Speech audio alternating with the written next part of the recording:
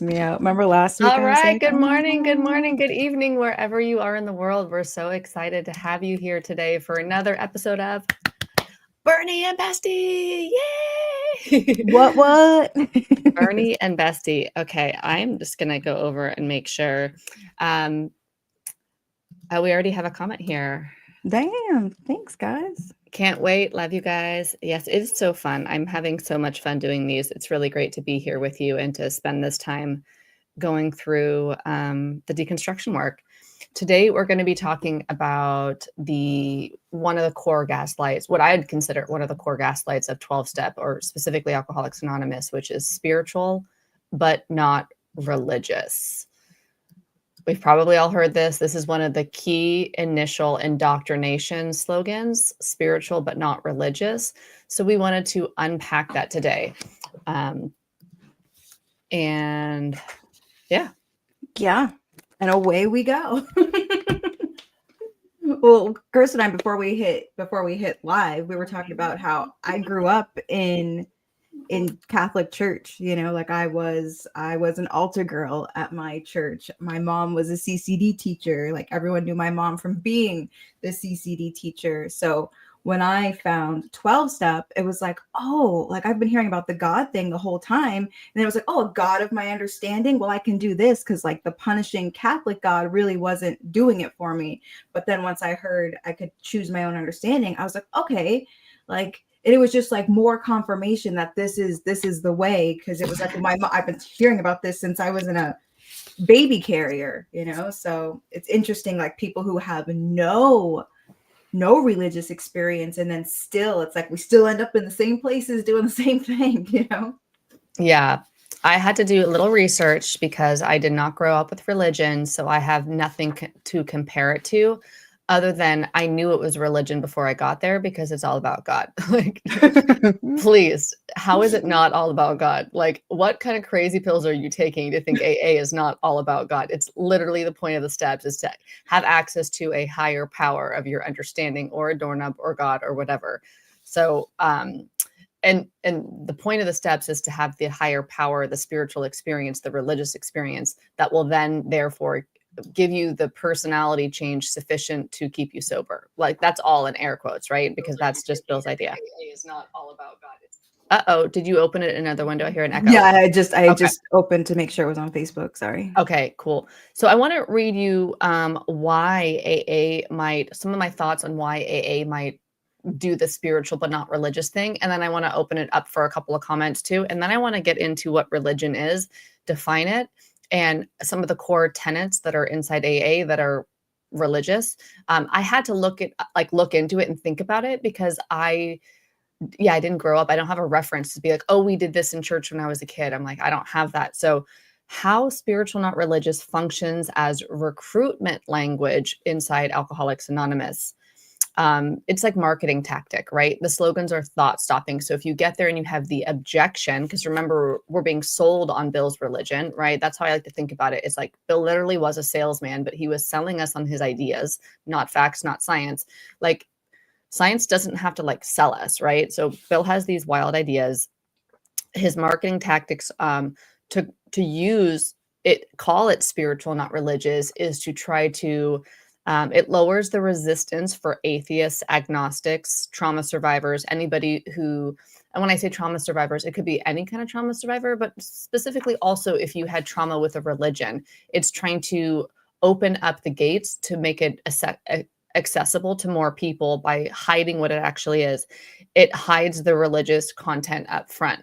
Like a lot of cults do that, like, well, AA for sure is a bait and switch, right? You go there to get sober and then like you got to get God. That's what they told me. I was like, I just want to get sober. They're like, you have to get a God. And I was like, wait, what the fuck? I didn't know that I was walking. Well, I kind of did know I was walking into a religion, but it's like the manipulation is intense, right? So they hide it up front. And over time, as we get further in, we start to convince ourselves that it's true. Like I walked in to Alcoholics Anonymous knowing that it was a religious cult. I knew that when I walked in the front door, and it was so hard to walk in the door because I did not want to walk into a religious cult. Literally, the only reason why I went to AA the night I got out of rehab was because I spent so much money on rehab. I didn't want to walk into the bar instead. I was like, I have to go in here. I can't be a bad investment on night one. I can drink tomorrow. So like, what was my thinking? I'll go to the cult tonight. So I knew it was a religion. And then they just kept telling me, it's spiritual, not religious. It's spiritual, not religious. And we know that's how, like, cults use words to control us. They don't use guns. They don't use locks. Typically, they use words. The words are, it's spiritual, not religious. So, yeah, the theology, like the big book, is revered with,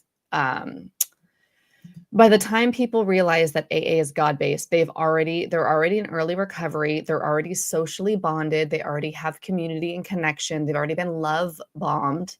And then they're afraid to leave. They're already been told they have a disease and that they'll die if they leave.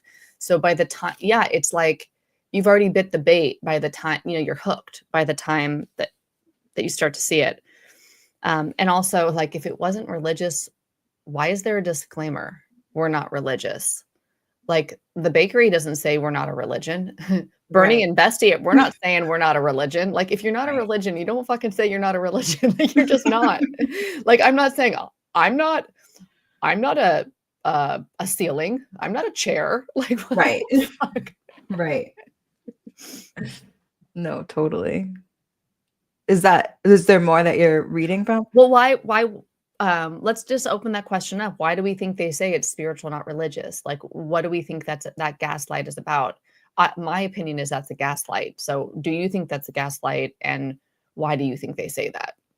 Yeah, I definitely think it's a gaslight. And I think that, I mean, I see it all the time when in my comments, I'll have people are like, I'm an atheist and it works for me because it's not a religious program. Like, it's like, and in my head, I'm like, I honestly feel sympathy for that person because the amount of mental gymnastics that you had to do to make this make sense for you as someone who is atheist, it's sad because you think you didn't have any other option, right? So like to be an atheist and make it make sense to you, I think that's a talent. But yeah, I definitely agree that it's gaslighting, and it opens the door to more people, right? Like it makes it seem more opening. And if you notice in the text, like there's a few things that in the beginning, it sounds a little bit more like, earth, wind, whatever. And then it's like, once you get to step 3, it's very just about God with a capital G and him with a capital H. It's very bait and switch, even in the literature.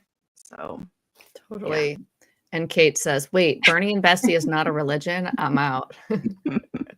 100%. When you were saying that, I just read this book this week. I spent a lot of time reading books this week, and I read The Real AA by Ken Raga, I think is his name. He talks about the minority of one is one of the strongest cult indoctrination techniques. So when you walk in as the newcomer and everybody is saying it's a spiritual, not religious, it's spiritual, not religious, and you say, I think this is a religion, and then they intentionally, what do? They tweak their shares to break you down so that you no longer believe that. So if you have 30 people in a room, or 20 or 50 or 500 or whatever, all saying, I thought it was a religion too, it's spiritual, then you're kind of like, there's this thing that happens in our brain. For the majority of the people, we conform to the norm because we don't want to stand out. And I think that goes back to our cave days when we needed to be a part of the tribe to literally survive. So we're wired to want to tend to conform. Not everybody, not every time. But if you walk into a room where everybody says like gravity's not real, eventually you're going to be like, gravity ain't a thing. Or you might just leave and be like, what a fucking cult. Right.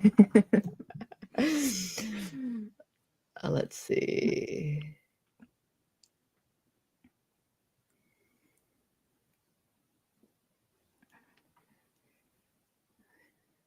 You want to take this one? Sure. Well, 12-step programs did help me. It started to have the opposite effect, much like drugs and alcohol did. I try to help other people still. Since I have started working in harm reduction and actually helping them, my world has opened up significantly, and my eyes have been open to the issues with 12-step meetings. It's polarizing and can cause much more harm than good. abstinence is not the only way to recover. Totally. Yeah. And I just wish that it was honest. Like, you know what? For some people, joining a religious cult is beneficial. The indoctrination, the phobia indoctrination, where you're afraid, they do things where they make you afraid to leave. They make you feel so fucking loved. And you have a community wherever you go in the world. You can always tap into a community. There's a lot of pros to it. There's a lot of benefits. I had real benefits to AA. I liked the community everywhere. I like to travel. So it was fun. Like there was benefits to it. So if they were just upfront and said, yeah, it's a religion. And actually a lot of people here who, what is the line in the big book? When hundreds of people say that the consciousness of the presence of God is the most important fact of their life, they present a powerful reason why one should have faith. That was like when I was a true believer, that was my favorite line in the big book. That I was never a big book thumper, but that was my line. I was like, yeah, I came in with no faith and now faith is the most important thing to me. And now I'm like, what, yo? I was like religious. Whoa, they got me good. I got played. They got me good. That's funny. It's true though, you know. It's true. Some good comments here. Pizza, trying to convince an atheist that it was spiritual, I realized it was a religion. The objections of the atheist were all true. Yeah, so it's so weird because then you get all these like atheists or agnostics who then are convinced through the conformity and the indoctrination that it's spiritual, not religious. So they do the mental gymnastics on the tweaking it to like, well, it could be a doorknob. Really? You're going to turn your fucking life over to a doorknob? Yeah. Okay, so doorknob is going to like remove your character defects. Yeah, you got to really do some like weird stuff in your head for that to actually make sense. But they will say it can be a doorknob, right? Or a group of drunks or whatever. So then you get the atheists and the agnostics who get brainwashed into this spiritual, not religious thing. They actually believe it. And then when you walk in and you have these people who said, I was just like you, I thought that way too, now I think this way, and they mean it from the depth of their being, because for them it's true. Even though it's bananas, for them it's true. And so their belief is transmitted. The energy of these people who are so confident in like that gravity is not real, or like Santa is a vibe, Santa's legit, you know, and you're like, oh, I guess it is. Look, these people really mean it and they're nice to me. They have coffee with me. They read the book to me. Right. And you think that they're, especially in the beginning, you think they're such powerhouses and such powers of example, and like you just want some sort of sense of normalcy, and like the messaging has always been this is the spot to go. So then you get there and I'm like, you're like, well, if this is what I got to do, then this is what I got to do, you know. Yeah, Sarah says the doorknob thing is like an insult, power greater than yourself. It's like a way for old timers to be cheeky, I think. I just realized this the other day, lol. Did we do this one from Jim yet? Jim says, kind of shoots itself in the foot by saying it's spiritual, and it happens by their own arguments, while sharing both arguments, spiritual and religious, still separates people, saying, yeah. And Jim says, for the 5th podcast, this is good, orderly direction. We're going to have a spiritual experience up in here today, folks. Okay, so for the people who did not grow up with religion or are confused on religion, like me, people like me, and I love that we both have different backgrounds, right? I want to kind of give some of what I just kind of wanted to like get a definition of religion. For me, the way that I think about religion is it's a path to God. I just do that very simply. Religion's a path to God. Here's what Google AI said. I'm not saying Google AI is the God of definitions, if you will, but it is a higher power, right? It's an AI power. Okay. So Google AI says that religion is a broad system of cultural and social practices, check, beliefs, check, ethics, check, often centered around humanity's relationship with the divine, supernatural, spiritual, involving rituals, moral codes, moral inventories, sacred text, the big book, and communal worship, the meetings, that shapes the worldview and behavior through though definitions widely vary. Yeah, shapes our behavior and our worldview for sure. It can seem as faith in God's It can be seen as faith in God's or God, a framework for understanding life's meaning. Yes, fatal disease, right? Or a way of connecting to something sacred and transcendental. Oh, yeah, 11th step, right? Providing comfort, purpose, and community for its followers. Yeah, I mean, I have more things on what a religion is here, but for me, every aspect of when I look up like WTF is a religion, AA, I can find how AA fits every single thing that I pick up. Here's I want to tell you a little bit about Bill's conversion story. So these are some of the highlights that come out of the big book about. So Ebby says, "I've got religion." So that plants the seed for this solution to Ebby's sobriety, and then later to Bill's sobriety, right? And then it says, God had done for him what he could not do for himself. I mean, how can a doorknob do that? You know what I mean? He had in effect been raised from the dead. So now we have a resurrection story with Ebby. Ebby's been in effect raised from the dead. I stood in the sunlight at last. Sunlight, we know what that is. It's the sunlight of the spirit, right?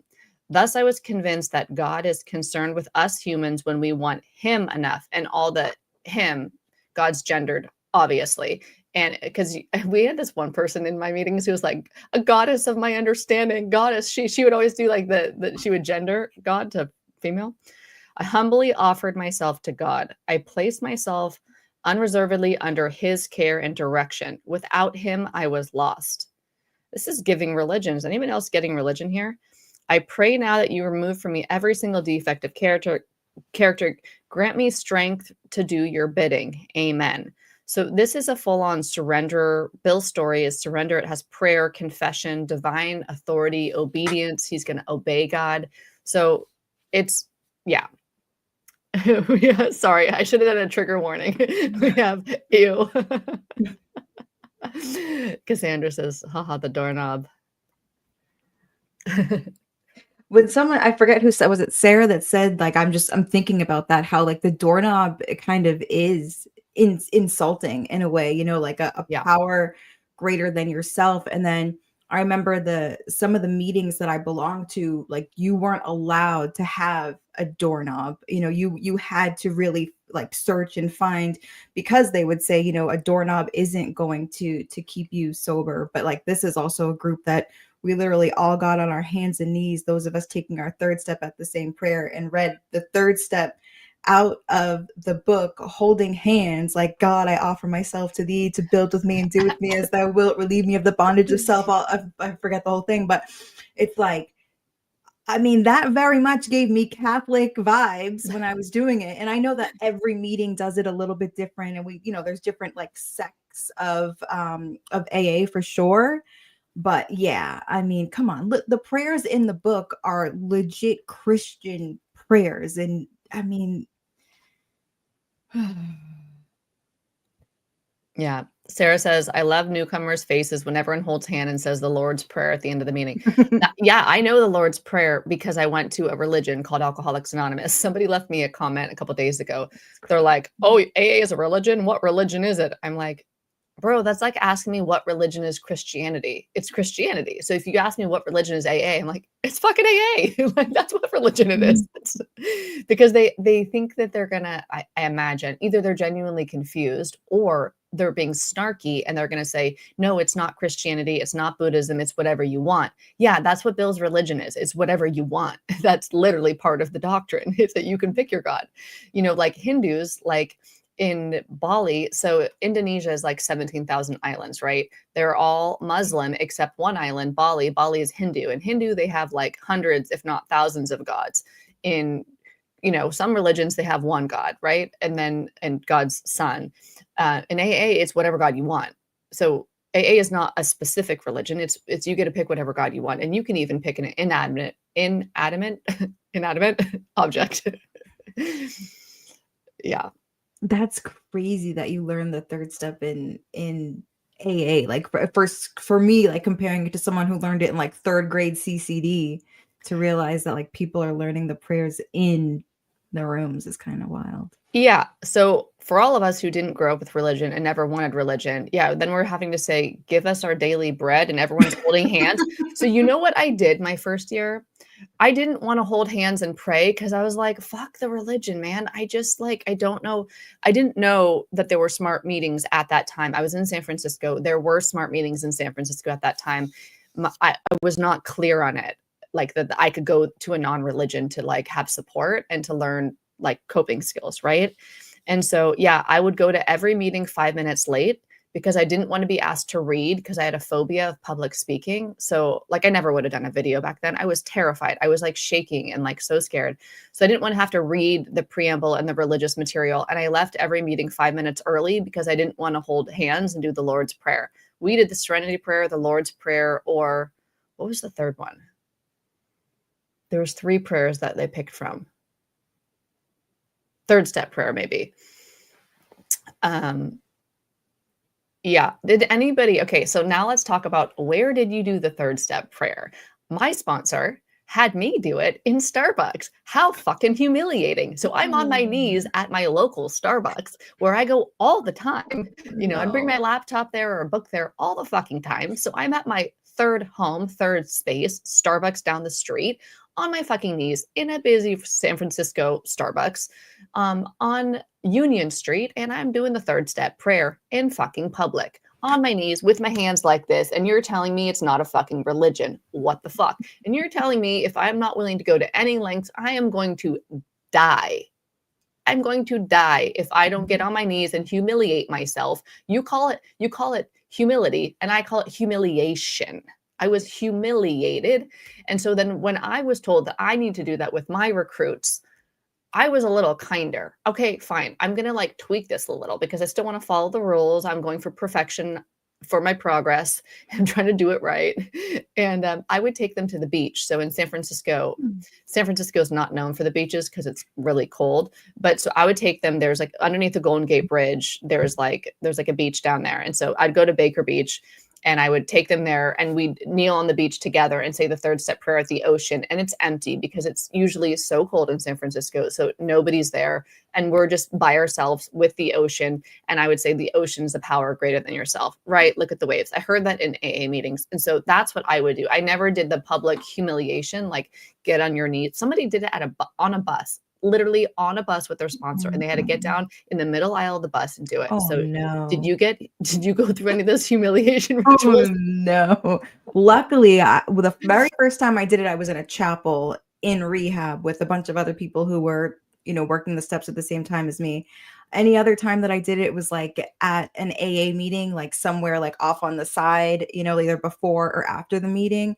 And anytime that I took someone through it, it was the same thing. It was never the humiliation thing, but I can like hear it now, like for people who would be embarrassed to do something like that. It'd be like, well, you're not willing then. This is a display of your willingness is for you to get on your knees wherever the fuck your sponsor wants you to do it. This is you showing your willingness to, like, I can like hear it in my head. You're being self-centered. Get out of self. Get out of self. Yes. Like, abandon yourself to your creator.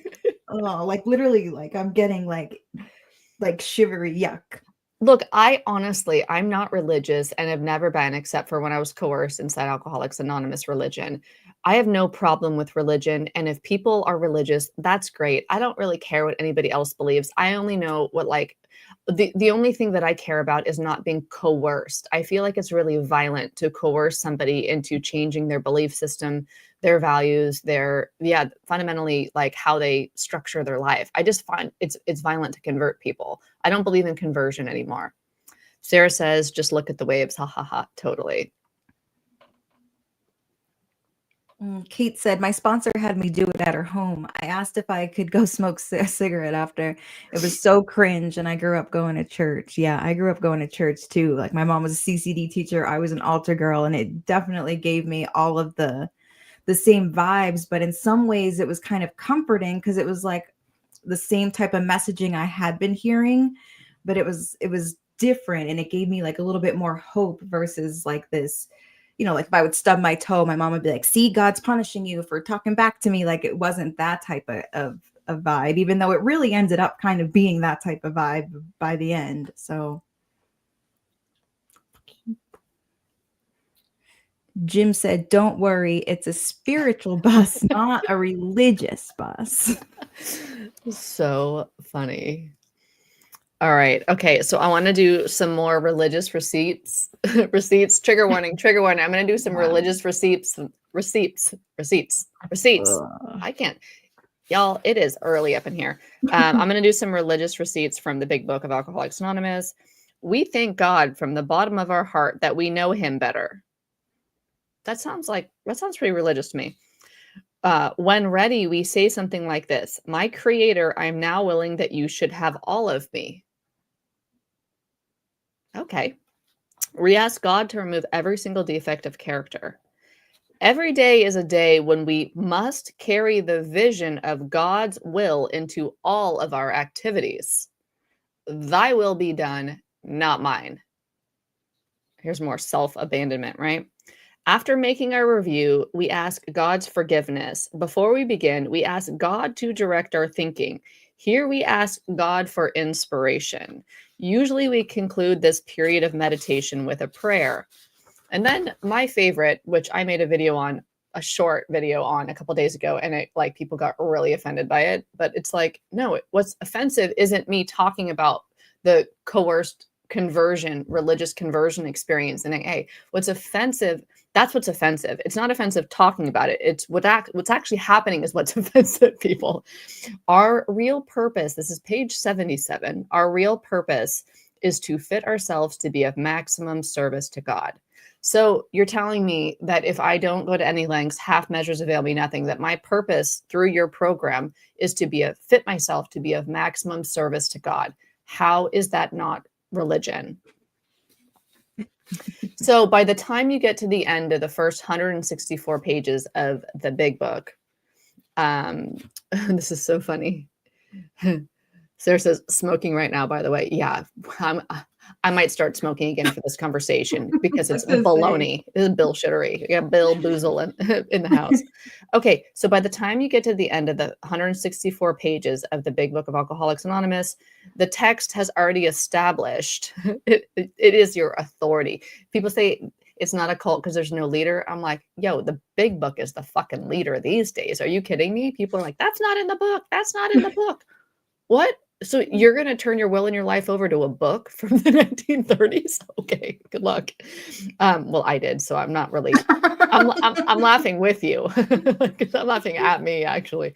Okay, so by the time you get to the end of the first 164 pages, you have now established a personal God, a living creator, prayer as a daily requirement, God's will replacing personal will. That's giving religion right there. Divine forgiveness, God removing moral defects, miracles, resurrection language. Remember, Ebby was raised from the dead. Salvation framing. Everyone's like, AA saved my life. I'm like, hello, that's religion. You were born again into Alcoholics Anonymous. Yeah. Conversion testimonies, evangelism to newcomers, religion presented as the solution, not optional. Yeah, so AA is a religious conversion ritual. So you are broken, you are powerless, you need God. You surrender your will and your life to God. That's the conversion experience. You are converting to being God-controlled. The Oxford group called it God-controlled. You confess your sins or your resentments. You make amends. This is atonement, right? God removes your defects. This is a spiritual, religious purification. You testify publicly, like share in meetings and do the fifth step. And that's like the witnessing process, right? And you evangelize to others. That's the proselytizing, the mission work, otherwise known as the 12th step, H&I, or even the professional recruiters is what now I see it as the interventionalists. If you are an interventionalist or a therapist and you're sending somebody to 12 step, you are literally like a professional 12 step recruiter.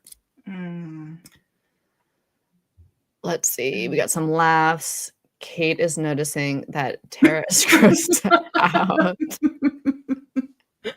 Do you mind putting the one from Michael? It says in agnostics, they describe God as Yeah, because I guess I should read it first.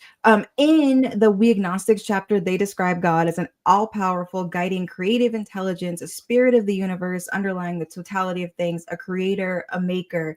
And yeah, that's what I was trying to say earlier when I was like, there is a part in the book where like they make it seem it's like all this stuff, but where the hell else is it other than there, right? Then once you leave that section, it's all about him, he, like as God. It's like they give you a little bit to hook you, and then it goes back to the Christian God. It's just wild.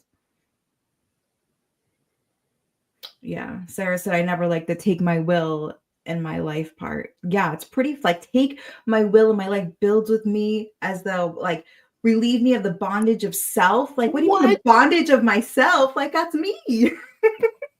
Self-abandonment, self-betrayal coming through. This is a program of self-betrayal. They say abandon yourself to God. Yeah, betray yourself, abandon yourself.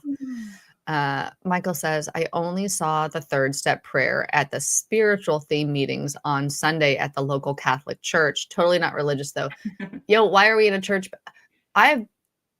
So my grandparents, my dad's parents were religious. And so I did go to church maybe 3, maybe 5 times in my life when I was visiting them. And it was a Sunday or an Easter or something. But really, that was like, I can count on one hand probably how many times I went to church until I got to AA. And then I was in a church, my home group was in a church basement. I was in a church it was 8 a.m. on Saturday mornings. It was called Too Early. That was my home group. The church basement. Let's see. The names of the groups always crack me up. It was kind of early.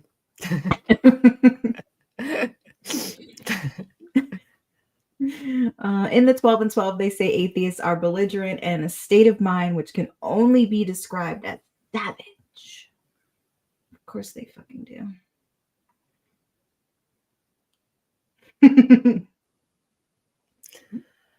Sarah says, holy shit, I'm glad I got indoctrinated into the NA book instead of the AA book. The AA book is a trip. What a wild fucking book, man. 100%. Kate says, We the Agnostics is a masterpiece of gaslighting. Totally. Yeah, it's 100% religious. It checks all the boxes. And then to have to be told by everybody.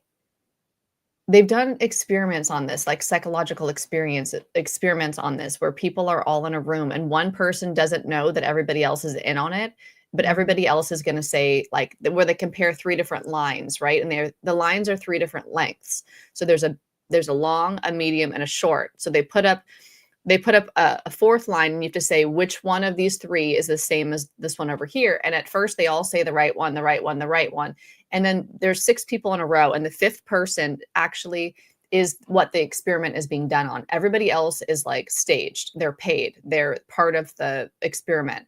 So then if the one they put up is the medium sized line, now the first person says it's the small line. It's number 1, 1, 1, 1, 1. By the time they get to the 5th person who's wait, everybody just said it's number 1. I can see with my own eyes that it's number 2. And then I think it was something like 70% of the time they conformed to what everybody else said. They gave it a weird face. They show the video of it and they're looking uncomfortable. So they would rather conform to the group. There's so many experiments like this where people will conform, most likely, more than half of the time, half of the people, they will conform to the group average and abandon the reality that they're seeing with their own eyes. That's this it's spiritual, not religious. So I don't know. I guess there could be as many definitions of spirituality as there are individuals. So that's why I didn't define spirituality. For me, spirituality is of the spirit. Intellect is of the mind. That's kind of how I feel it's of the spirit. So anything that's of my spirit. So if I'm even if I'm thinking about my ancestors, spirits that are, people that are no longer alive, to me, that's all the spiritual realm. But I'm sure everybody here is going to have a different definition. So I didn't even, when I defined religion, it was for myself and anybody else who didn't grow up. So we kind of have a framework of what we're talking about. But spirituality to me doesn't involve confession. It doesn't involve atonement. It doesn't involve turning my will and my life over. It doesn't. Yeah, I think I've been so gaslit by the word spirituality. Like I just put it with, I still feel like when somebody says like, "Oh, I'm spiritual," in my back of my head, I'm like, "So you're religious?" You know, you just, even though that's not necessarily true, but I think I've just been from being in the rooms and like hearing that word used interchangeably with the religion of 12 step, that to me it doesn't, the word itself is the same as religion, even though I know it's technically not. Sarah said, it can be a doorknob if you're too basic to understand spirit of the universe. That's funny.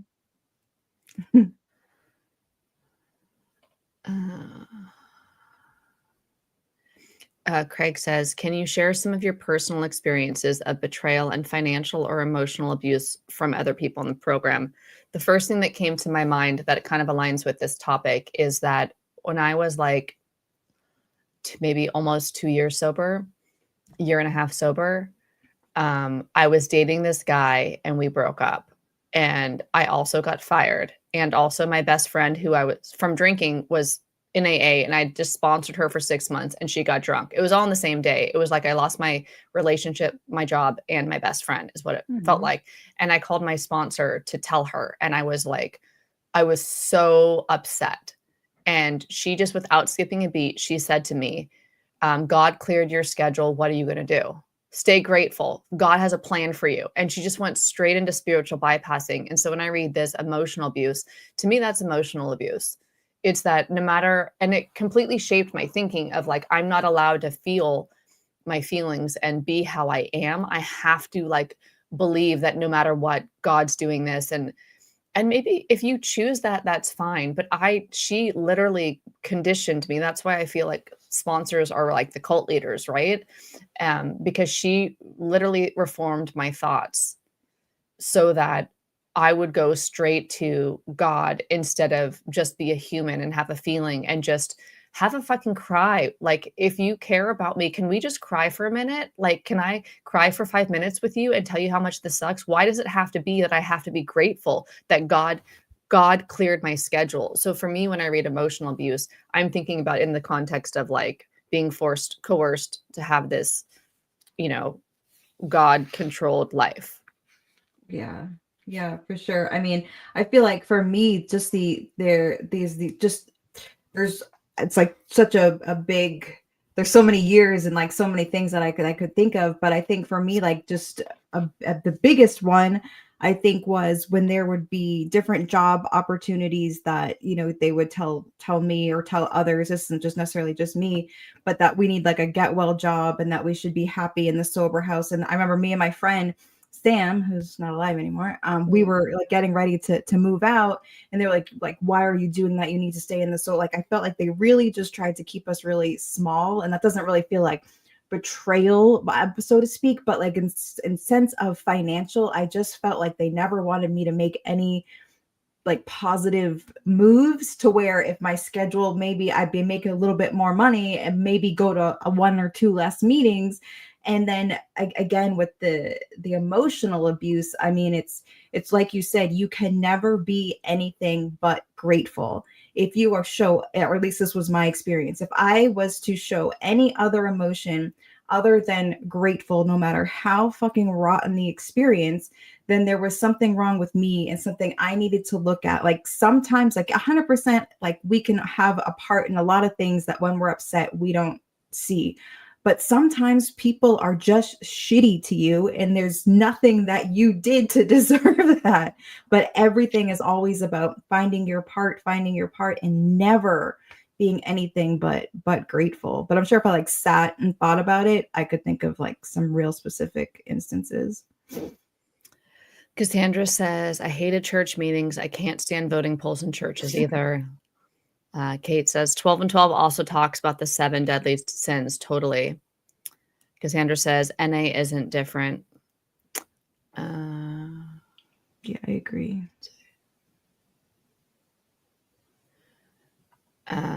Kings Mason says there is no we and I am no agnostic. Totally. Sarah says, yes, I don't even call myself a spiritual person anymore. I'm just like a person of the earth. Well, Same. yeah, because of all the like coercion, it's like, yeah, a lot of us don't want to go there. It's like a PTSD. Mm-hmm. Kings Mason says the doorknob is a non-consensual throat lozenge. You know what is okay? I have a really funny fucking doorknob of my understanding story, actually. So I went to the Friday night meeting. It's a long time ago. And I came home and I didn't have my keys to my apartment. Is that it? No. My front door, I got into the front door at the bottom, and then my apartment was on the top floor. So then I walked up all the stairs, and then I'm at the front door to my apartment, and my lock wasn't working. And so I was trying to get in, and I had just been to this meeting, and the meeting was all about like, doorknob kind of stuff. And so then I or God praying, not specifically doorknob, but praying. And I couldn't get into the door. And I was like, fuck. And my roommate was out of town. So I was like, if I don't get in, I have to sleep on the ground or like figure out where I'm going to go sleep right now. Like, this is annoying. And my home group was Saturday morning at 2 early. So I needed a good night of sleep before I went back to the church basement. Right. The Friday night meeting was in a church as well, but there was like in a building on the church campus, not in a basement. It was like its own it was like a Sunday school building, I think. I don't know. I don't know how the church stuff works, but I just know I went all the time for AA. So I was like, what if I pray like God could, and what if he were sought, right? So I literally get on my hands and my knees and I put my hands on my forehead like we do sometimes in yoga. And I was like, God, please open my door. I really want to go to bed. I'm so fucking tired. Please, higher power, let me in. And then from my knees down there, I put the key in and it unlocked. I was like, oh my God. I prayed to a doorknob and the door fucking opened. And I had a white light experience. Yeah. Not really. What I realized is at the angle when I was on my knees, my hand was going straight into the lock versus being up. And so the angle was different. And we had to get the doorknob fixed. The doorknob was a problem. But I was like, oh my God, I literally prayed to a doorknob. And you know how God can give you a parking space. God opened my door. God opens the doors. I'm not trying to be offensive to anybody who is religious, but like that was I literally prayed to, I didn't realize it at the time, but I was literally praying right at a doorknob. Yeah. I'm dead.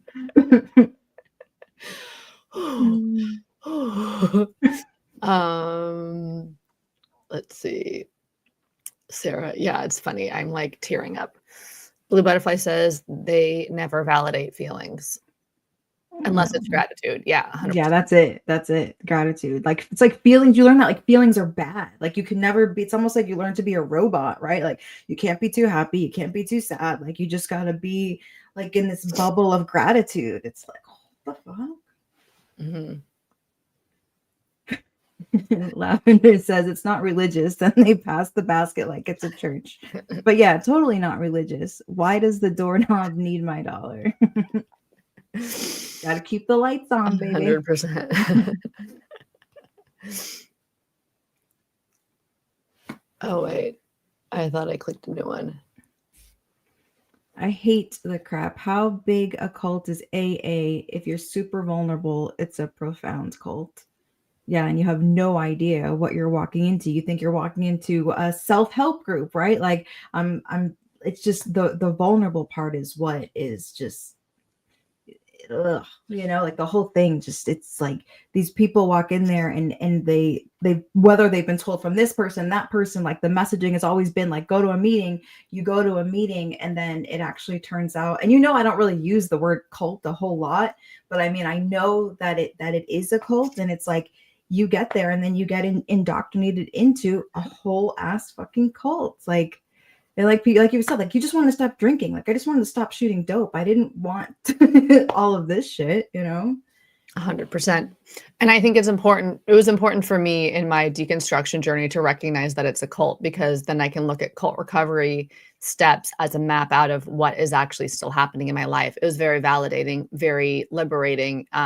I don't care what the fuck we call anything. I want freedom. And so I'll but the clarity on what actually happened helps me to seeing how my mind got locked helps to see how I can unlock my mind.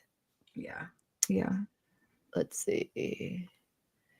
Sarah says, it's because God is within you, and that's why he allowed you to move your body like that to unlock the door. 100%. Yeah. Because you were spiritually fit. Yeah. Talk heathen. I heard them talking about that hit and misses when it comes to prayer, working, only counting ones that seem to work. Well, right. It's like everything good that happens in your life is because of AA, and then everything bad in your life is because you're a piece of shit. You know? Totally. I was recording a podcast yesterday with somebody, and a line that we said was, my worst day after leaving AA is better than my best day in AA. It's so true, though. It's so true. Oh my God. It's so Oh my God. I gotta true. flip everything on its head. Yeah. Did we do this one yet? Kate says, I think whoever walks into AA for the first time is pretty vulnerable. That's why the indoctrination works. Yeah. You get people who are at like very receptive, right? Mm-hmm. Most of us get into AA when we're young and in need of community. 100% blue butterfly. Totally. Sarah says, I remember a lot of people in our local groups gravitated to pyramid schemes too. Yeah, I had people in AA they were big in Al-Anon too in Bali. It was so funny. Like everybody in Al-Anon in Bali, which I only went to Al-Anon like a handful of times. But it was like all the Al-Anon, and it was like all women, except one guy, I think.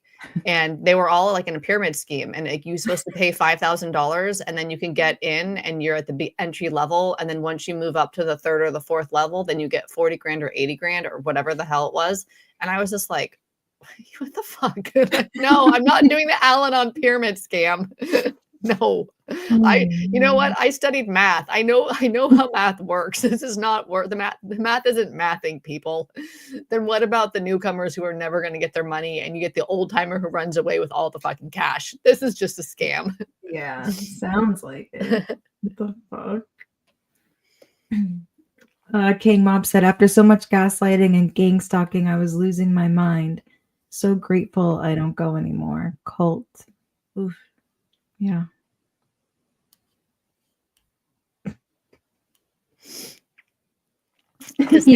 Cassandra says, you guys ever heard of spiritual dollars in your spiritual bank account? Yes. What did you hear? It was about the spiritual dollars in your, like, you're spiritually bankrupt. Oh, I forget. Yeah. I forget exactly like the line, but yeah, it was you don't, when you have a spiritual malady, you cannot afford to be spiritually bankrupt. Yeah, something along those lines. Yeah, that's a slip. That is sobriety losing its priority, people. It's a spiritually slippery slope. Okay. I heard a member say, if you're not working on a fourth, then you're working on a fifth. Oh, I get it. LOL, the assumptions are crazy. Absolutely. If you're not doing the work, then then it's assumed that you're already using or you're on your way to using, right? And to add to that, it's also assumed that if you are partaking, that it's obviously 100% negative, and that there's nothing positive that can come from it, and that you have, it's like that whole, once you put something in your body, you have no control. And it's just assumed that if you are one of us, then you can't have any control. Once you put, like, there's so many assumptions that are made in that, like, well, you're either a real alcoholic or not, you know? I hate that shit. I hate the real alcoholic, because that's what people always say to me, that like, well, you must not have been a real addict then, because I smoke, I use cannabis. So they're always convinced that I'm like, dude, I used to shoot heroin. Like, I mean, like, what the fuck, Yeah. It just keeps the system closed. Yeah. So I'm curious, for anybody who is watching the replay or is with us live, where did you do your third step? Did you do it in public? Like I was coerced to do it into Starbucks, and felt like I didn't have a choice with a lot of the things that I was doing. I felt like I had to do them. That whole rarely have we seen a person fail, half measures, all of the indoctrination. Mm-hmm. I felt like, and I was told, are you willing to go to any lengths? You have to, I won't work with you unless you'll go to any lengths. You have to do what I say. And I'm like, this is so fucking lot, man. So let us know in the comments where you did your third step, or what it was like were you told it's spiritual, not religious? What was that like? Were you coerced into being in Bill's religion? Do you consider Alcoholics Anonymous a religion? And I guess the question I want to ask everybody who's vibing here right now is, how is it helpful to understand AA as a religion if you do? For me, it's really helpful to see it for what it is. It helps me deconstruct. It gives me the frameworks. When I match it up, I'm like, okay, yeah, there's confession, there's evangelism, there's miracles, there's God, replacing God controlling my life. So to me, I'm like, oh, it's 100% religion. And it helps me to reclaim my critical thinking and to rewire that part of my brain that's like praying about it. Like I prayed about it like for a decade. So I'm trying to like reel that in so I can make my own decisions, trust myself. And I don't need to outsource my agency to anyone, really. Yeah. Sarah said, I'm glad I got out of NA 10 years ago, but I got sucked into the online meeting again. At least there's a built-in boundary, but not great for me mentally. Understandable. I think it's hard to go back sometimes. Blue Butterfly said, I did the third step and seventh step prayer after the meeting behind the coffee table. Yeah, I did a lot of mine in the meetings, like before, after as well. I couldn't imagine doing it at a Starbucks or on a bus like you were talking about, Kirsten. It's brutal to force people to get on their knees in public and fucking pray. Like, what are we doing? What? Or I'm going to die if I don't get on my knees and surrender my will and my life. I'm going to die. Now, God, take all of me. Like, what the fuckery is happening at the local Starbucks? I just don't want to die. And you're telling me I have to do this? Yeah. Oh, it is so manipulative.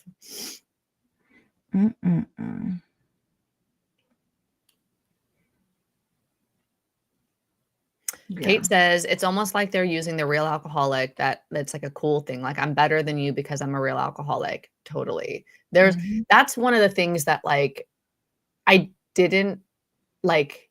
I think it's so important to deprogram the idea of superiority, the false idea that some people are better than other people's, the supremacy thing, that if you're in AA, you are better than the normies, or you're better than the people who relapsed, or you're better than anyone, the whole status thing.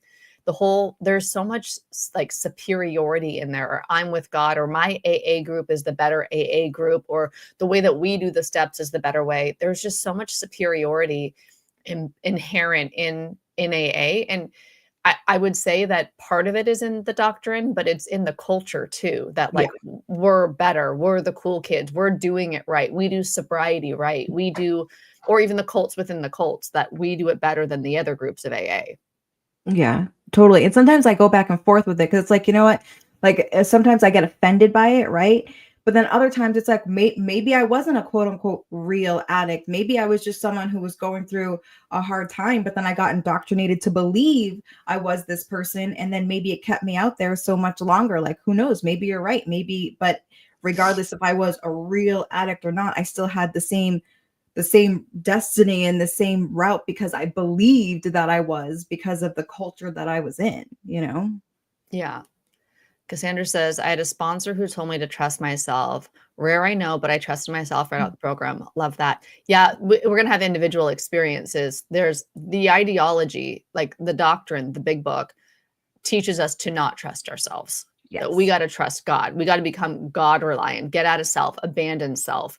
But the individual experiences are obviously going to vary. And some groups are a lot more occultian or controlling than others. 100%. Kate, for me, finding out it's a religion is key to my freedom. I left the Catholic Church, so why would I want to join another religion? Totally. Bob said, how about the guys with 25, 30, 40 plus years who don't recognize the different levels or severities of alcoholism or mental illness? They don't listen, self-pity, get over it, arrogant, prideful. Yeah, there's a whole lot of not understanding, because to them, or at least in my experience, the meetings that I went to, your problem was your ism, right? Like, was your alcoholism, was your, and it's like, well, of course you think you're bipolar, you're an alcoholic, like any sort of mental, mental illness or whatever that people would on a rare occasion share about, it would get bashed down that like, no, you're just misdiagnosed. Your only problem is that you are a alcoholic or an addict. Yeah. Kang Mob says the binary idea of you're either in meetings or you're out. Complete bullshit. Totally. The false dichotomy. What is it? Like the false dichotomy? Yeah. And then Kings Mason says the circular reasoning leads to circular reasoning. I think this is about the real alcoholic thing. You were never a real alcoholic, which is useful for the person with nothing to do and nowhere else to go. Clean those ashtrays, kids. Totally. And Sarah says, yeah, I laughed when one woman in the same online meeting was lashing out at everyone and said, none of you have lives I actually want. I don't look up to any of you. That's how I felt at the end. I was like, I was on an island with a very small fellowship, and there was only 2 women that had more sobriety time than me. And I always thought your sponsor had to have more sober time than you. And I was like, literally, there's nobody here who has I can't find anybody who has what I want. And I think that just speaks also to that it's time to evolve. Like if there's no role model where you're at, maybe it's just time to move on. Yeah.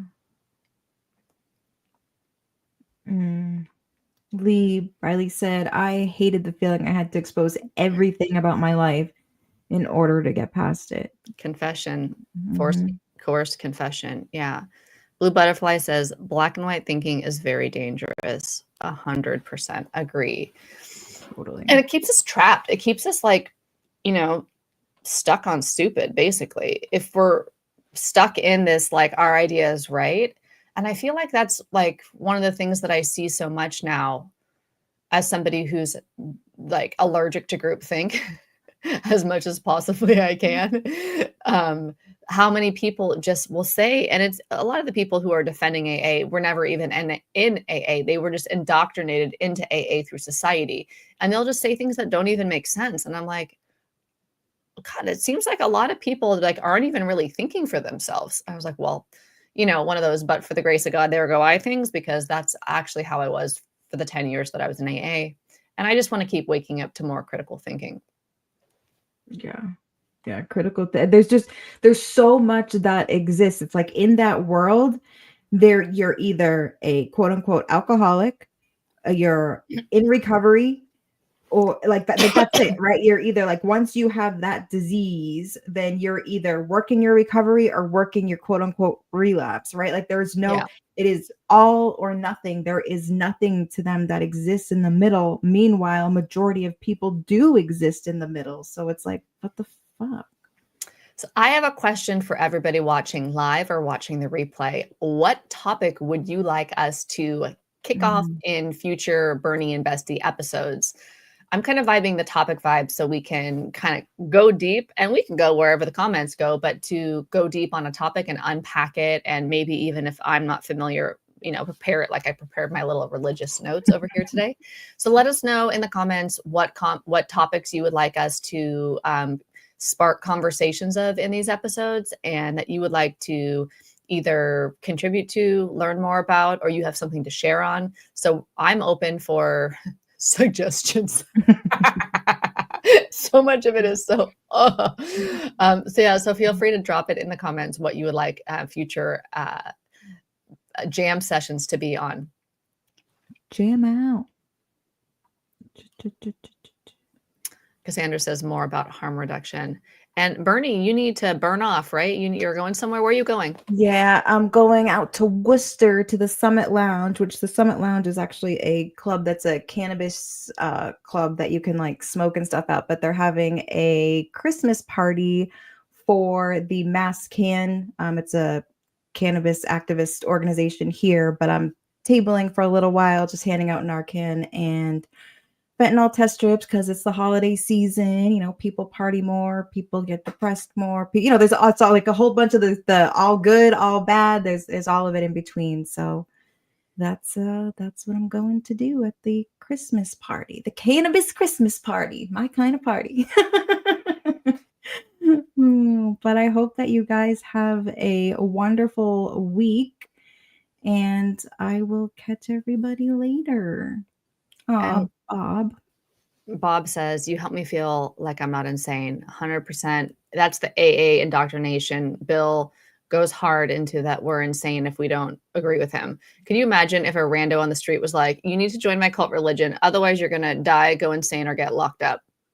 So the conditioning is that we're insane. It's a gaslight fuckery. So yeah, I would love to continue to unpack a lot of the gaslighting in here, but the insanity is bullshit, and it's bullshit. It's part of the indoctrination. We're made to feel like we're going to go insane. And it is the biggest mindfuck of my life was leaving AA. I did also wonder, like, am I crazy? Why does everybody say that it's good? And that's part of my motivation to show up here and to kick off these conversations with Burnie and with you guys in the comments, with everybody, is that, like, we can feel like we're going nuts. It's a mind fuck to leave, especially with the world not validating for us that, yeah, it's a harmful group that we're leaving. So I totally agree. So I'm going to come back and read the comments and see what you guys, well, Kate says, have fun. Thank you. And Sarah says, thank you. So I'll come back and see what topic you guys left in the comments once this uploads to YouTube. Have a great day out there. Yeah, we're definitely open to topics. So let us know how we can support you, vibe with you, what would be fun to explore, and whether we need to research for it or not, or just share our experience, strength, and smoke.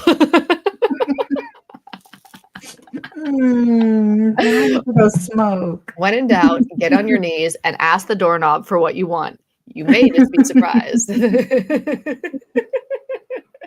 I'm going to smoke a joint now. Cassandra says, I love that you call her Burnie. You know what? I can't help it.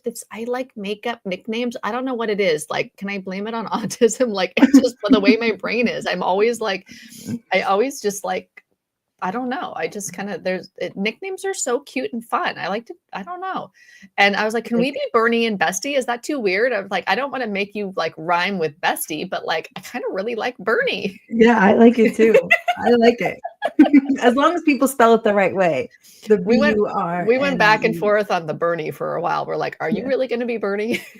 Yeah. I still want people to spell it like weekend at Burnie's. This is welcome to a weekend with Burnie. Well, Sundays, it is weekend with Burnie. True. That is true. And Burnie needs to get off to her weekend. Yeah. Thank you for your service. That's great that you're doing that. Well, thank you guys. And I will catch you later. Namaste, friends. See you now. Oh, I'll see you, by the way, on Thursday. I have the next live stream for me on my channel. If you're on Sobriety Bestie YouTube, on Thursday, it is tea with Bestie. So you're invited to come and vibe. All right. Bye, guys. Take care.